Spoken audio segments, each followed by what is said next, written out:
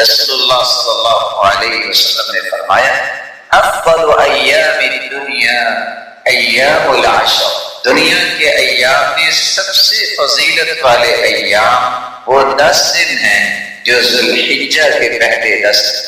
کتنی بڑی سارا سال جتنی انسان نیکیاں کرتا ہے نہ اتنی فضیلت سارے سال میں ملتی، نہ عظمت پورے سال میں ملتی، نہ وہ پاکیزہ عمل پورے سال میں ہوتا ہے، اور نہ ہی محبوب ترین ایسا عمل ہوتا ہے۔ یہ عظمت، فضیلت، پاکیزگی اور محبوب ترین عمل جو ہے وہ پورے سال میں سے وہ عمل ہے جو ان 10 دنوں میں کیا ہے۔ یہ کتنے عظیم دن ہیں، آج امت ویسے بھول گئی۔ جب سے اللہ نے کائنات بنائی ہے 12 مہینوں کا نظام بنایا، ان 12 مہینوں میں 4 مہینے حرمت والے ہیں، منها 4 3 مہینے تو پیدل پہ ذوالقعدہ، ذوالحجہ، محرم، اور 4تھا مہینہ رجب۔ یہ 4 مہینے حرمت والے ہیں، ان میں لڑائی نہ۔ آج کسی کو یہ پتہ نہیں ہوتا کہ حرمت والا مہینہ کہتے کس کو ہے اور ہے کون سا مہینہ، پرواہ نہیں۔ فَلَا تَظْلِمُوا فِيهِنَّ أَنفُسَكُمْ، بھئی اپنی جانوں پہ ظلم نہ کیا کرو، یہ حرمت کے مہینے کا تقدس ہے۔ تو ان 10 دنوں کی عظمت کا ایک پہلو یہ ہے، یہ 10 دن حرمت والے مہینے کے 10 دن۔ اس کی دوسری وجہ بھی ہے کہ 10 دن کتنے عظیم ہیں۔ ویسے تو سارا سال ذکر کرتا ہے، انسان اس کو کرنا چاہیے، لیکن بطور خاص ان 10 دنوں کو اللہ جلال نے ذکر کرنے کی تلقین کی ہے، تاکید کی۔ اللہ تعالیٰ نے کس وجہ سے یہاں 10 دنوں کو خاص کیا ہے؟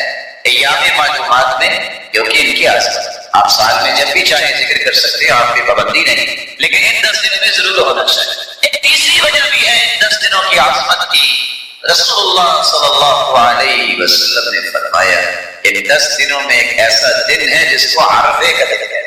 جو اس دن روزہ رکھ لیتا ہے 2 سال کے گناہ اس کے معاف ہو جاتا ہے۔ اور میدان عرفات میں جب حاضر ہوتا ہے اللہ تعالیٰ اس دن جتنے لوگوں کو جہنم سے آزاد کرتے ہیں، سال میں کسی دن بھی اتنے جہنم سے لوگوں کو آزاد نہیں، اور وہ عرفے کا دن انہی 10 دن۔ اس کی چوتھی وجہ بھی ہے کہ انسان ان 10 دنوں کی عظمت کو جانے۔ رسول اللہ صلی اللہ علیہ وسلم نے جو کہہ دیا افضل ایام الدنیا ایام العشر، سال کے جتنے بھی دن ہیں سب سے افضل دن یہ 10 دن۔ سبب کیا ہے؟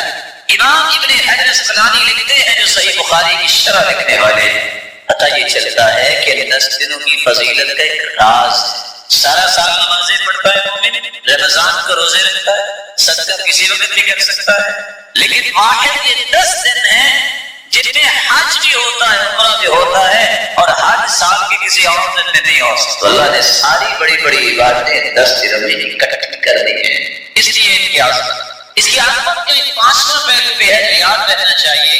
اللہ تعالیٰ نے موسیٰ علیہ السلام کو اپنے پاس بلایا، وہ کوہ طور پہ گئے، ایک مہینہ اللہ جلال سے ہم کلامی کا شرف ملا، کیا 1 مہینے کے لیے تھے، 10 دن اللہ نے اور بڑھا دی۔ وہ کون سے 10 دن تھے؟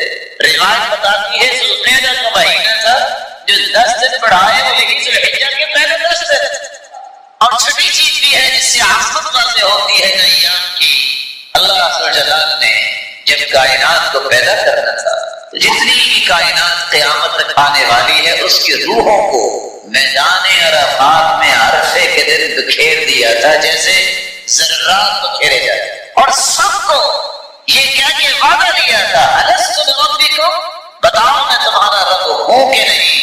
قالوا بلا، سب نے کہا تھا اللہ وہ ہمارا رب ہے۔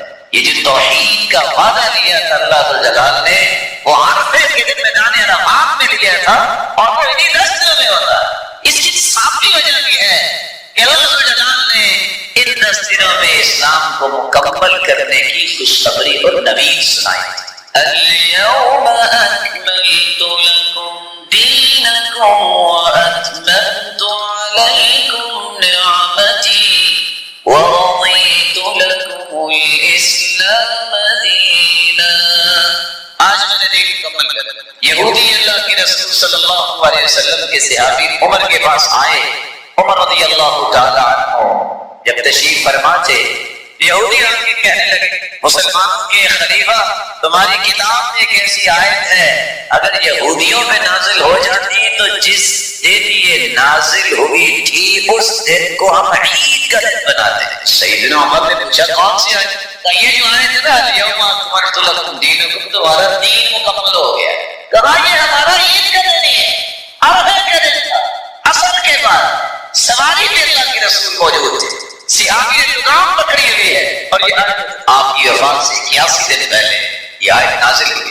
یہاں رک کے سعید بخاری کی روایت سے ایک نقطہ پیش کر دوں، یہودیوں کو بھی پتا تھا اور ہے کہ دین مکمل ہو۔ آج مسلمان کتنے ہیں وہ شک کرتے ہیں کہ دین مکمل نہیں ہوا، کسی چیز کا اضافہ کرنے کی ضرورت ہے۔ یہودیوں کو بھی اس بات پہ یقین تھا کہ اللہ کے رسول کا لایا ہوا دین مکمل ہو، اور جو چیز مکمل ہو جائے اس میں نقص نہیں ہوتا۔ لانے والے شریعت کو محمد مصطفیٰ اور اس میں کوئی نقص ہو، یہ کیسے ہو سکتا؟ اس کی 8ویں وجہ بھی ہے کہ اللہ جلال نے ان 10 دنوں کو کیوں عظمت والے 10 دن بنائے۔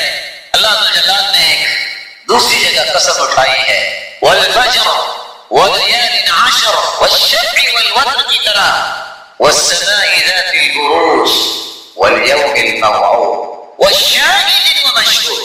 وہاں بھی اللہ نے باقاعدہ قسم اٹھائی ہے شاہد اور مشہود، قیامت کے دن کی بھی اور آخر کے دن کی بھی۔ اس کی 9ویں وجہ بھی ہے کہ یہ 10 دن بڑے عظیم ہیں کہ رسول اللہ صلی اللہ علیہ وسلم اور صحابہ نے اس کا اہتمام بہت کیا۔ اور ایک 10ویں وجہ ہے کہ اللہ کے رسول نے فرمایا ہے کہ سال کے دنوں میں قربانی کا دن بہت بڑا دن ہے، اور وہ قربانی کا دن انہیں 10 دنوں میں آتا ہے۔ احرام باندھنے کے بعد بلا شبہ آپ حج کے لیے گھر سے نکلے ہیں۔ حج کے لیے نکلتے وقت 4 باتیں کبھی نہ بھولیں، اپنے والدین کو راضی کر کے، اپنی وصیت لکھ کے، اور حج کے احکامات کو سمجھ کے اپنی ضروریات کو ساتھ لے جانا نہ بھولیے، مگر نہ آپ کو پریشانی ہوگی۔ یہ 20 دن سے 40 دن کا سفر اگر آپ نے حج کا طریقہ نہ سمجھا تو ضائع ہو جائے گا۔ وصیت لکھے میں نے اس کا دینا ہے، اس کا دینا ہے، میرے ماں سے اتنا فلاں کو دے دینا، والدین کو راضی کریں، دعائیں اور اذکار یاد کریں، اور آپ کے علم میں ہونا چاہیے کہ میں نے حج کیسے کرنا ہے۔ معلم کتنا کو سکھائے گا اور کس طرح سکھائے گا، آپ نے ساری چیزیں سیکھ کے جانی چاہیے۔ آپ میقات پہ پہنچے ہیں، تینوں حجوں میں سے جو بھی آپ کر رہے ہیں، اگر آپ حج تمتع کر رہے ہیں اپنی طرف سے تو آپ کو کہنا چاہیے لبیک اللہم بعمرۃ، اور اگر آپ حج بدل کر رہے ہیں کسی کی طرف سے تو آپ اس کا نام لیں، لبیک اللہم بعمرۃ عن ابی، میرے والد کی طرف سے، عن امی، یا میری ماں کی طرف سے، جس کی طرف سے آپ، ان اخی، میرے بھائی کی طرف سے، ان اختی، میری بہن کی طرف سے، ان عمی، میرے چچا کی طرف سے، ان خالی، میرے ماموں کی طرف سے، جس کی طرف سے آپ حج کرنا چاہتے ہیں حج تمتع، تو آپ کو اس کا تذکرہ کرنا چاہیے۔ لیکن یاد رکھنا حج بدل صرف وہی کر سکتا ہے جس نے اپنا حج کیا ہوتا ہے، مگر نہ جس نے اپنا حج نہیں کیا وہ دوسرے کا حج کرنے کا مجاز شرعی طور پہ نہیں۔ اور اگر آپ حج قران کرنا چاہتے ہیں تو میں نے آپ سے عرض کیا کہ سواری کے ساتھ جا نہیں سکتی، لیکن اگر کوئی ایسا بہادر آ جائے نظر تو اس کو کرنا چاہیے لبیک اللہم بحجۃ معمورۃ۔ اور اگر آپ حج افراد کر رہے ہیں تو چونکہ صرف حج کا آپ نے احرام باندھا ہے تو آپ کو کہنا چاہیے لبیک اللہم بحج، اے اللہ میں نے حج کا احرام، حج تمتع کرنے والا اور حج قران کرنے والا یا حج افراد کرنے والا مکہ پہنچا، اب کیا کریں؟ حج تمتع کرنے والے کو پورا عمرہ کرنا ہے، اسی طرح حج قران کرنے والے اور حج افراد کرنے والا جو کہ عمرے کا احرام باندھا نہیں، اگر وہ طواف کرنا چاہتا ہے، اس کو طواف قدوم کہتے ہیں، مکے میں آنے والے کا طواف، یہ حج کا حصہ نہیں ہوگا۔ لیکن یہاں میں اضافہ کر دوں کہ اگر حج قران اور حج افراد کرنے والا اس دن سعی کر لے تو 10 تاریخ کو اس کو سعی کی رخصت مل جائے گی، لیکن حج تمتع کرنے والے کو اس دن بھی سعی کرنا۔ طریقہ کیا ہے؟ تینوں کے تینوں لوگ جو حج کر رہے ہیں بیت اللہ میں داخل ہوں، اعوذ باللہ العظیم وبوجہہ الکریم وسلطانہ الکریم من الشیطان الرجیم بسم اللہ والصلاة والسلام علی رسول اللہ اللہم اغفر لی ذنبی وَأَعْصِمْنِي مِنَ الشَّيْطَانِ وَافْتَحْ لِي أَبْوَابَ رَحْمَتِكَ۔ یہ دعا پڑھ کے بیت اللہ میں داخل ہو جائیں۔ آپ پہلے اپنے ہوٹل میں جائیں، سلام رکھیں۔ کچھ لوگ کہتے ہیں نہیں پہلے مجھے یہ کام کرنا ہے اور دوڑ لگا رہے ہوتے ہیں۔ ارے بھائی آپ دوڑنے کے لیے آئے، سکون سے آپ سامان رکھیں، شاور لیں، تھکاوٹ کی لوگ پوری کریں، صرف سر کو نہ ڈانٹیں آپ اور فریش ہو کے آپ بیت اللہ جائیں تاکہ آپ سیر ہو کے دعائیں کریں۔ جس کریا دعائیں ہیں آپ جب بیت اللہ کا طواف کرنے لگے تو آپ کو استباء کرنا ہوگا۔ استباء کا مطلب ہے جو چادر اوپر لی ہوتی ہے اس کو دائیں بغل کے نیچے سے نکالتے ہیں اور بائیں کندھے پہ اس کو رکھ لیتے ہیں، وہ کہ دائیں کندھا طواف کرتے وقت انسان کو ننگا رکھنا ہے۔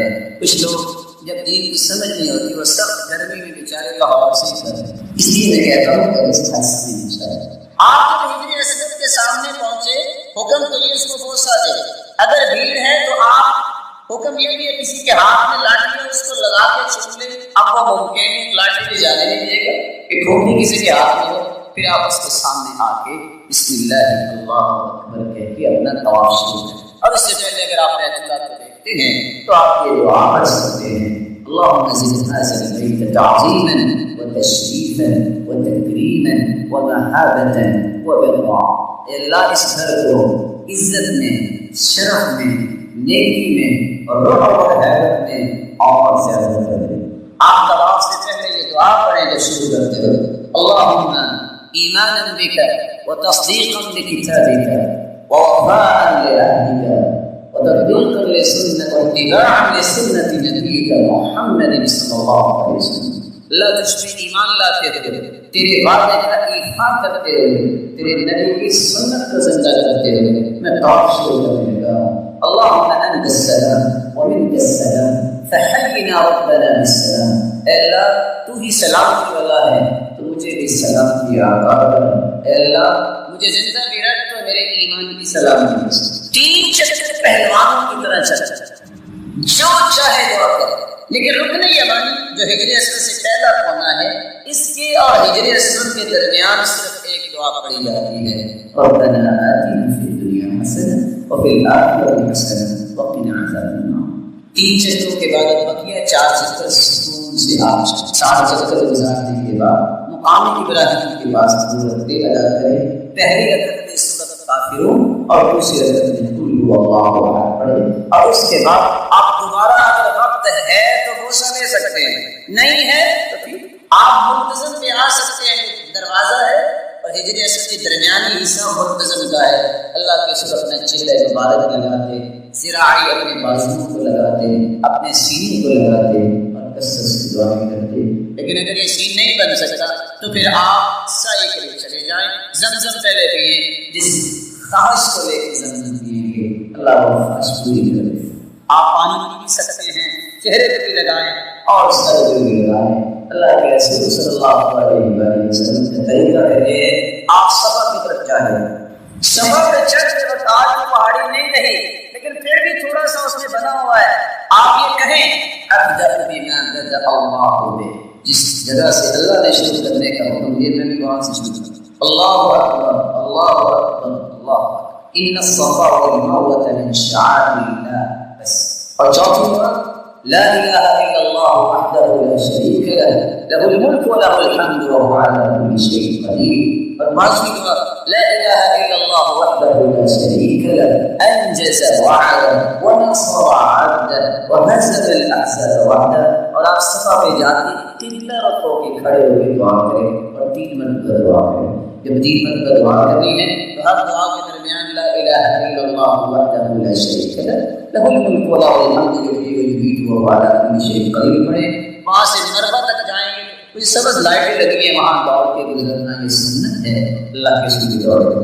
آپ جب مربع میں پہنچے ہیں تو پہلی 2 دعائیں چھوڑ دیں ابدأ بما بدأ اللہ بہ اور ان الصفا والمروة من شعائر اللہ، اس کو چھوڑ دے باقی ساری دعائیں ہر چکر میں پڑھیں۔ 7 چکروں کے بعد اس نے حج تمتع کا ارادہ کیا تھا وہ بال کٹوائے منڈوائے کہ اللہ کے رسول نے جب عمرہ کیا تھا تو بال کٹوائے تھے، جب حج کیا تو بال منڈوائے۔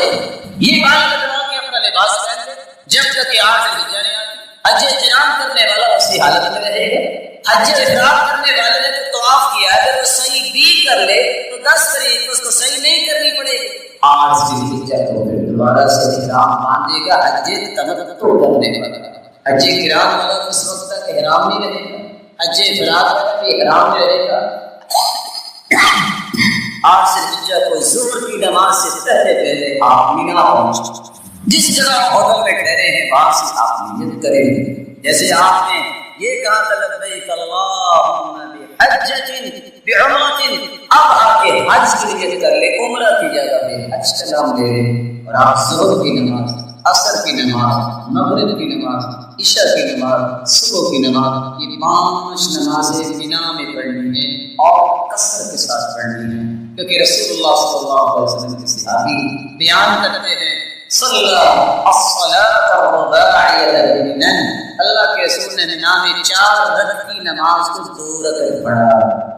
وَأَنَّ أَبَا بَكْرٍ صَلَّاهَا بِمِنَنَ، اور ابو بکر صدیق رضی اللہ تعالیٰ عنہ نے 2 رکعت پڑھی۔ وَأَنَّ عُمَرَ ابن الخطاب صَلَّاهَا بِمِنَنَ رَكْعَتَيْنِ، اور عثمان رضی اللہ تعالیٰ عنہ اور عمر رضی اللہ تعالیٰ عنہ نے بھی مینا میں 2 رکعتیں پڑھی، اور یہ موطا امام مالک کی روایت۔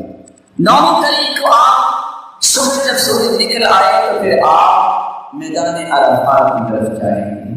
میدان عرفات الگ ہے، وادی عرنا الگ ہے۔ جہاں خطبہ ہوتا ہے یہ وادی عرنا ہے، آپ نے جا کے خطبہ وادی عرنا میں دیا، خطبے کے بعد آپ عرفات میں گئے، آپ وہاں خطبہ سن، ظہر اثر کی اکٹھی نماز پڑھی، 2 رکعتیں قصر کے ساتھ، اور پھر اس کے بعد آپ دعاؤں میں مشغول۔ سب سے پیاری دعا اس دن ہے لا الہ الا اللہ وحدہ لا شریک لہ لہ الملک ولہ الحمد وهو على كل شيء قدیر۔ شام تک آپ اذکار کریں، دعائیں کریں، نوافل پڑھیں، آپ کو اجازت ہے، لیکن کثرت سے دعائیں کرنا نہ بھولیں۔ اللہ کے رسول نے بہت دعائیں کی۔ جب اٹھنے کا وقت ہو جائے تو آپ نے وہاں نماز نہیں پڑھنی، بلکہ آپ نے وہاں سے مزدلفہ کی طرف روانہ ہونا ہے، اور جس وقت بھی پہنچے مغرب اور عشاء کی نماز۔ رسول اللہ صلی اللہ علیہ وسلم نے سورۃ الفاتحہ کے بارے میں کتنی خوبصورت باتیں بیان کی۔ سب سے پہلی بات، رسول اللہ صلی اللہ علیہ وسلم نے فرمایا والذی نفسی بیدی، قسم ہے اس ذات کی جس کے ہاتھ میں میری جان ہے، ما انزل فی التوراۃ ولا فی الانجیل ولا فی الزبور ولا فی الفرقان مثلها، يعني القرآن، وإنها لسبع من المثاني والقرآن العظيم الذي أعطيته۔ اللہ تعالیٰ نے آسمانی اور الہامی کتابوں میں سے نہ تو تورات میں ایسی صورت نازل کی، نہ انجیل میں ایسی صورت نازل کی، نہ ہی زبور میں ایسی کوئی صورت نازل کی، اور نہ ہی قرآن مجید میں ایسی صورت ہے جیسی اللہ تعالیٰ نے سورۃ الفاتحہ کو نازل کر کے اپنی مخلوق پر انعام کیا ہے۔ یہ 7 آیتیں بار بار پڑھی جانے والی ہیں۔ یہ ام القرآن بھی ہے، قرآن مجید کی ماں کا درجہ اس کو دیا گیا ہے، ام الکتاب بھی ہے، یہ کتاب کی کتاب اللہ کی ماں کا درجہ دیا گیا اس کو۔ رسول اللہ صلی اللہ علیہ وسلم نے ایک دوسری روایت میں فرمایا کہ سورۃ الفاتحہ یہ ایک بے مثال نور ہے، ایک ایسی روشنی ہے۔ سیدنا عبداللہ بن عباس رضی اللہ تعالی عنہ بیان کرتے ہیں بینما جبریل قاعد عند النبی صلی اللہ علیہ وسلم سمع نقیضا من فوقه فرفع رأسه فقال، رسول اللہ صلی اللہ علیہ وسلم کے پاس جبریل امین تشریف فرما تھے، اچانک سے ایک آواز آئی، رسول اللہ صلی اللہ علیہ وسلم نے اپنا سر مبارک اٹھایا اور پوچھا یہ آواز کیسی ہے؟ تو جبریل امین نے جواب دیا هذا باب من السماء فتح اليوم لم يفتح قط الا اليوم، آسمان کا یہ وہ دروازہ کھلا ہے جو آج تک نہیں کھلا تھا۔ فنزل منه ملک، اور اس دروازے سے ایک فرشتہ زمین کی طرف اترا ہے، فقال هذا ملک نزل الى الارض لم ينزل قط، پہلے نہیں اتارا گیا یہ فرشتہ الا اليوم، آج ہی اس کو اترنے کا حکم دیا گیا۔ فسلم، اور اس فرشتے نے اتر کر سلام کہا، وقال ابشر بنورین، اے اللہ کے محبوب، دو روشنیوں کے لیے، دو روشنیاں اور دو نوروں کے ساتھ آپ کو خوشخبری دینے آیا ہوں۔ اوتیتہما لم یؤتہما نبی قط قبلک، ایسے نور جو آپ سے پہلے کسی نبی کو عطا نہیں کیے گئے۔ فاتحۃ الکتاب ایک سورۃ الفاتحہ ہے، وخواتیم سورۃ البقرہ، اور سورۃ البقرہ کی آخری آیات ہیں۔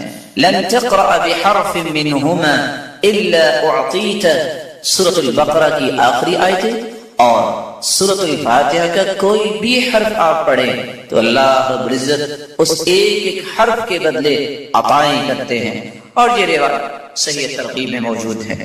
بلکہ رسول اللہ صلی اللہ علیہ وسلم نے اس سورت کی عظمت کو بیان کرتے ہوئے صحابہ کرام کو کتنی خوبصورت بات سمجھائی۔ صحیح بخاری کا وہ واقعہ کتنا مشہور ہے کہ جب صحابہ کرام بنی سلیم کے قبیلے میں پہنچے، جب پتہ چلا ایک آنے والی عورت نے بتایا کہ ہمارے قبیلے کے سردار کو بچھو نے کاٹ لیا ہے، کیا آپ کے پاس کوئی ایسا شخص ہے جو شخص دم کر سکتا ہو؟ تو رسول اللہ صلی اللہ علیہ وسلم کے ایک صحابی جنہوں نے صرف سورۃ الفاتحہ تلاوت کی اور اس کو دم کر دیا، رسول اللہ صلی اللہ علیہ وسلم کے اس صحابی نے اس سورۃ الفاتحہ کو پڑھنے کے بعد جب دم کیا تو وہ شخص ایسی شفا کی طرف چلا گیا، وَكَأَنَّمَا نُشِطَ مِنْ عِقَالٍ، جیسے کوئی گرہ باندھی ہو کھول دی جائے۔ رسول اللہ صلی اللہ علیہ وسلم کے صحابہ نے کہا جب تک اللہ کے رسول سے بات نہ ہو جائے تو یہ انہوں نے جو 30 بکریاں بطور عوض اس کے دیا ہے، ہم اس وقت تک کوئی بات نہیں کریں گے۔ جب رسول اللہ صلی اللہ علیہ وسلم کو یہ بات پہنچی، آپ نے فرمایا وَمَا كَانَ يُدْرِي أَنَّهَا رُقْيَةٌ اقْسِمُوا وَاضْرِبُوا لِي بِسَهْمٍ، آپ کو پتہ نہیں اللہ تعالیٰ نے اس سورت کو شفا بنا کے، اس سورت کو دم بنا کے نازل کیا ہے۔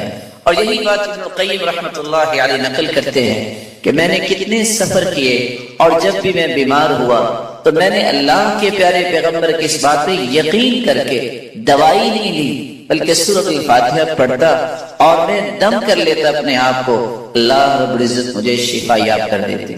سورۃ الفاتحہ یہ عظیم ترین سورت ہے۔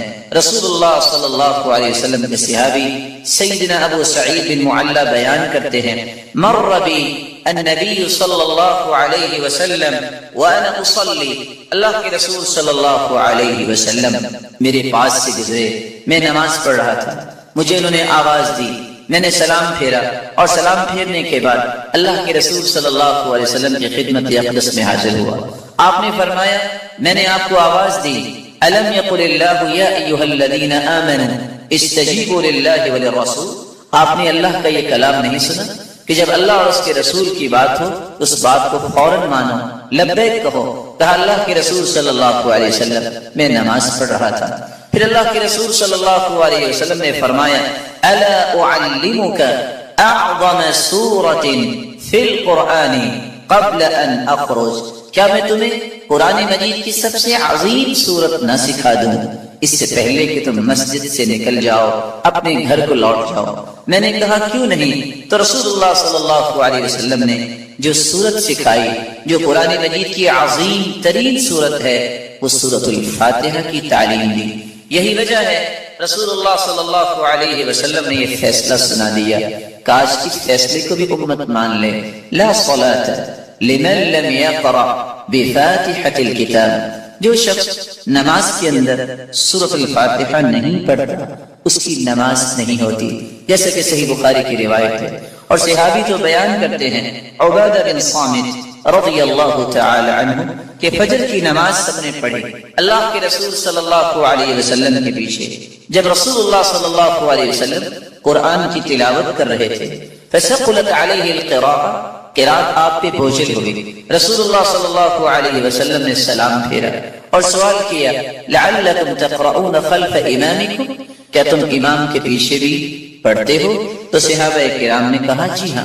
تو رسول اللہ صلی اللہ علیہ وسلم نے فرمایا لا تقرؤوا لا تفعلوا كما في روایت اخرى، دوسری روایت کے الفاظ ہیں لا تفعلوا الا بفاتحة الکتاب، امام کے پیچھے کھڑے ہو کر تم صرف سورۃ الفاتحہ پڑھا کرو، فإنه لا صلاة لمن لم يقرأ بها، کیونکہ سورۃ الفاتحہ پڑھنے کے بغیر نماز نہیں ہوتی۔ یہ ایسی خوبصورت اور ایسی مبارک صورت ہے جو اللہ اور اس کی مخلوق کے درمیان مکالمے کے خوبصورت جوہر ہے، ایسا گوہر ہے۔ انسان الحمدللہ رب العالمین کہتا ہے تو اللہ رب العزت فرماتے ہیں حمیدنی عبدی، میرے بندے نے میری حمد و توصیف بیان کی۔ جب بندہ مومن الرحمن الرحیم کہتا ہے تو اللہ رب العزت فرماتے ہیں اثنى علی عبدی، میرے بندے نے میری تعریف کی ہے۔ جب بندہ مومن یہ کہتا ہے مالک یوم الدین تو اللہ رب العزت فرماتے ہیں مجدنی عبدی، میرے بندے نے میری بزرگی بیان کی ہے۔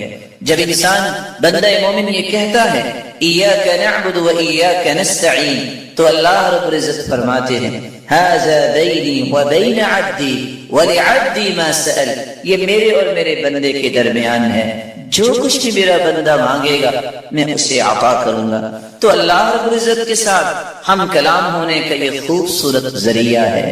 تو آئیے اس سورت کی طرف چلتے ہیں اور اس کے معانی کو سمجھنے کی کوشش کرتے ہیں۔ بسم اللہ الرحمن الرحیم، الحمد للہ رب العالمین، الحمد تمام تعریفیں للہ اللہ کے لیے ہیں، رب العالمین جو تمام جہانوں کا رب ہے، الرحمن الرحیم جو بہت مہربان ہے، الرحیم نہایت رحم کرنے والا ہے، مالک یوم الدین مالک ہے یوم الدین بدلے کے دن کا، جزا کے دن کا، ایاک نعبد و ایاک نستعین، ایاک نعبد ہم عبادت کرتے ہیں صرف تیری ہی، و ایاک نستعین اور ہم مدد چاہتے ہیں صرف تیری ہی اے اللہ۔ اہدنا الصراط المستقیم، ہدایت دے ہمیں، الصراط المستقیم سیدھے راستے کی، صراط الذین انعمت علیہم راستہ ان کا جن پر تو نے انعام کیا، غیر المغضوب علیہم نہ کہ ان کا راستہ جن پر غضب کیا گیا، ولا الضالین اور نہ ان کا راستہ جو گمراہ ہوئے۔